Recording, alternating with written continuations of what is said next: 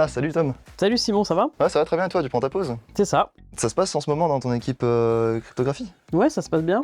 Tu vois ce que c'est la crypto? Ouais, bah écoute, moi je t'en parle là comme ça, mais non, honnêtement pour moi c'est un peu mystérieux. Mais je veux bien que tu m'expliques ça consiste en quoi exactement. Bon, je te rassure, c'est le cas de beaucoup de monde. Ouais. Bon, la cryptographie en fait, c'est juste chiffrer et déchiffrer des données, des transactions, tout type de données en fait. Donc moi par exemple, si je vais payer mon café à la machine avec ma carte, les données qui s'échangent, elles peuvent pas être lisibles. C'est ça. En fait, la cryptographie, ça intervient par exemple quand tu utilises ta carte bancaire. Si quelqu'un récupère ce qui transite entre ta carte bancaire et la machine à café, l'objectif de la cryptographie, c'est faire en sorte que, certes, il récupère les données, mais il peut rien en faire, elles sont pas exploitables. Et du coup, en soi, vous êtes responsable quand même d'une grosse partie de la sécurité de la banque Effectivement, c'est de la sécurité, donc il y a des enjeux qui sont très importants, surtout dans un groupe bancaire. Ouais. Mais il faut voir ça plutôt comme quelque chose de très stimulant et challengeant. Mais tout ça, tout ce que tu fais dans ton équipe, finalement, c'est pas trop compliqué? Tous les challenges que tu dois affronter sont pas un peu trop durs? Honnêtement, moi je le vois plus comme un jeu.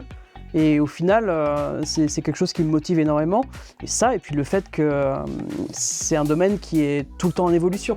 Donc du coup, c'est absolument pas routinier et c'est quelque chose que j'apprécie beaucoup dans ce métier-là.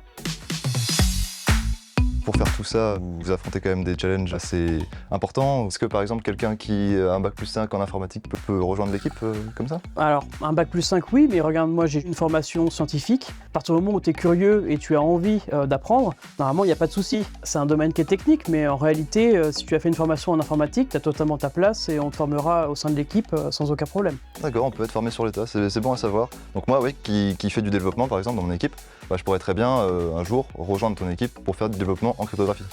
Totalement. En fait, en ce moment, on a pas mal de projets de développement de solutions cryptographiques. Ça nous intéresserait vachement d'avoir tes compétences dans notre équipe, ouais. Et du coup, ça t'intéresserait de nous rejoindre? Bah écoute, oui, pourquoi pas, hein. Ça, je trouve quand même le domaine assez intéressant, donc... Réfléchis-y, si t'as d'autres questions, n'hésite surtout pas à revenir vers moi, ouais. Ok, avec plaisir.